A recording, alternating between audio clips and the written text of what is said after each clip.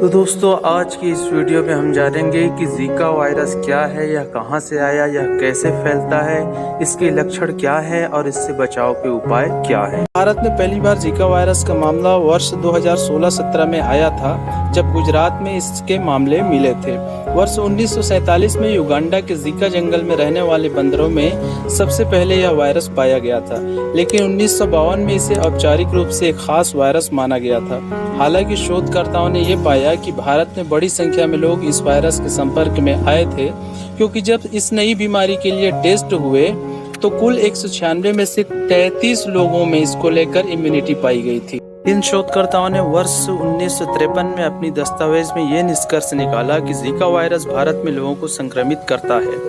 हालांकि ये वायरस ज्यादातर मच्छरों से फैलता है, लेकिन ये यौन संबंधों से भी फैलता है। इस वायरस के संक्रमण के कारण बच्चों में मस्तिष्क का विकास नहीं हो पाता। कई मामलों में कम विकसित मस्तिष्क वाले बच्चे भी पैदा हो सकते हैं। विश्व स्वास्थ्य संगठन यानी WHO ने वर्ष 2016 में जीका वायरस के संक्रमण को ग्लोबल हेल्थ इमरजेंसी कहा था। अब जानते हैं दोस्तों कि जीका वायरस के संक्रमण के लक्षण क्या हैं। दोस्तों, इस वायरस के संक्रमण से कम संख्या में ही मौतें होती है।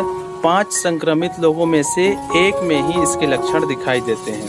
दोस्तों, इसके लक्षण है हल्का बुखार आना, आंखों का संक्रमण, आंखों में लालपन होना, सिर में दर्द होना, जोड़ों का दर्द होना और शरीर पर लाल चकत्ते का आना। इस संक्रमण के कारण एक खास तरह का तंत्रिका तंत्र से संबंधित परेशानी भी हो सकती है, जिसे गिलेन-बैरे सिंड्रोम भी कहते हैं। ये अस्थायी पक्षाघात का कारण बन सकता है। अभी तक इस वायरस के लिए न कोई वैक्सीन आई है और न ही दवा उपलब्ध है, इसलिए मरीजों को आराम करने और ज़्यादा से ज़्यादा तरल पदार्थ लेने की सलाह दी जाती है। लेकिन सबसे ज़्यादा चिंता इस बात को लेकर है कि इसका असर गर्भ में पल रहे बच्चों पर पड़ता है। ऐसी स्थिति में कम विकसित मस्तिष्क वाले बच्चे पैदा होते हैं। इसे माइक्रोसेफली कहा जाता है। दोस्तों, अब जानते हैं माइक्रोसेफली के बारे में। जब बच्चे कम विकसित और असामान्य मस्तिष्क के साथ पैदा होते हैं तो इसे माइक्रोसेफली कहा जाता है। इस स्थिति में मस्तिष्क ठीक से विकसित नहीं होता। इसकी गंभीरता कम या ज्यादा हो सकती है, लेकिन अगर मस्तिष्क इतना विकसित नहीं है कि वो जीवन के अहम कार्यों को नियंत्रित कर सके तो ये काफी घातक हो सकता है। जो बच्चे इस संक्रमण से बच जाते हैं उनमें भी कई बार मस्तिष्क सही से काम नहीं करता और उनका विकास ठीक से नहीं होता, इसमें देरी होती है।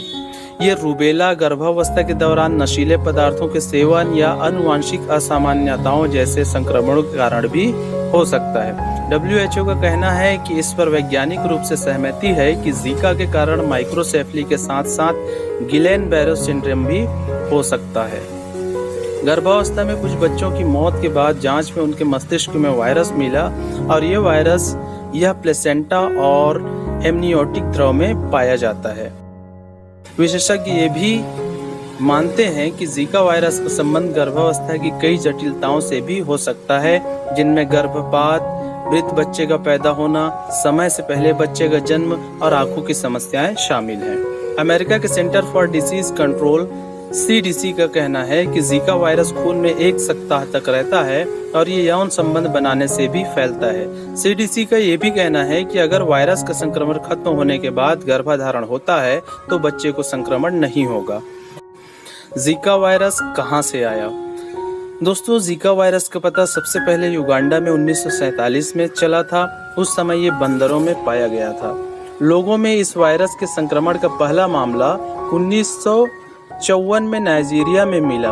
इसके बाद अफ्रीका, दक्षिण पूर्व एशिया और प्रशांत द्वीप क्षेत्रों में इसका संक्रमण देखा गया। पहले जीका के संक्रमण का स्तर काफी कम था और इसे जीवन के लिए खतरा नहीं माना जाता था, लेकिन मई 2015 में ब्राजील में जीका वायरस के मामले सामने आए और इसके बाद ये तेजी से फैला। दोस्तों, अब जानते हैं कि ये कैसे फैलता है। ये एडिस मच्छरों से फैलता है। ये वही मच्छर है जो डेंगू और चिकुनगुनिया फैलाते हैं। कनाडा और चिली को छोड़कर ये पूरे अमेरिका में पाए जाते हैं, जहां खूब ठंड पड़ती है और ये इनके लिए अनुकूल होता है। इसके अलावा एशिया में भी ये मच्छर पाए जाते हैं, लेकिन मलेरिया फैलाने वाले मच्छरों से अलग ये दिन में ज्यादा सक्रिय रहते हैं, इसलिए रात को मच्छरदानी लगाने से कम ही फायदा होता है। अगर ये मच्छर संक्रमित व्यक्ति का खून चूसते हैं तो वे कई अन्य लोगों को संक्रमित कर सकते हैं। WHO का कहना है कि यौन संबंध से भी यह फैल सकता है। अब जानते हैं दोस्तों कि कितने समय तक लोग इससे संक्रमित रहते हैं।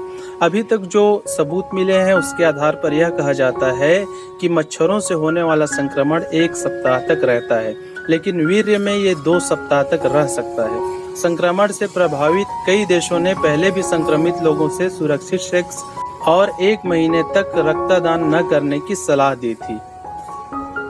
फिलहाल इसका कोई इलाज उपलब्ध नहीं है, इसलिए इसका एक ही विकल्प है कि आप मच्छरों से बचें। स्वास्थ्य अधिकारी लोगों को सलाह देते हैं कि वे इंसेक्ट रेपेलेंट्स का इस्तेमाल करें, लंबी बाजू के कपड़े पहने, दरवाजे और खिड़की बंद रखें, पानी जमा न होने दें क्योंकि मच्छर उनमें पनपते हैं। अमेरिकी CDC ने गर्भवती महिलाओं को सलाह दी है कि वे प्रभावित इलाकों में न जाएं।